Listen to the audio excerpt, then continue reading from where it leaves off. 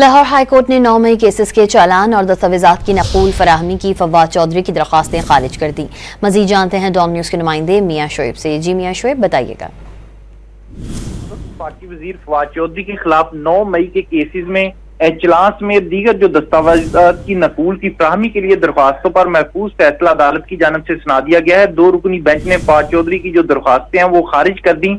Lahore high court के justice Shahbaz Rizvi की सरबराही में 2 रुकनी बेंच ने फवाद चौधरी की दरख्वास्तों पर जो फैसला सुनाया। अदालत ने वकला के दलाइल मुकम्मल होने पर जो फैसला वो महफूज किया गया था। दरख्वास्त में ये मौक़िफ़ इख्तियार किया गया था कि 9 मई के केसेस में हक़ाइक़ के बरक्स मुलव्वस किया गया और प्रोसिक्यूशन ने चलान में दीगर जो अहम दस्तावेज हैं वो ATC में जमा करवा दिए हैं और इसमें यह भी मौक़िफ़ इख्तियार किया गया था कि मुताहिद अदालत चलान में दीगर जो अहम दस्तावेजात की नकूल फराहम नहीं कर रही और ये इस्तदा की गई कि अदालत 9 मई के केसेस की मुसद्दका नकल फराहम करने का हुक्म दे। अदालत की जानिब से दलाइल सुनने के बाद जो है वो फवाद चौधरी की जो दरख्वास्तें हैं वो खारिज कर दी गई। जी मियां शोएब अपडेट कर रहे थे, आपका शुक्रिया।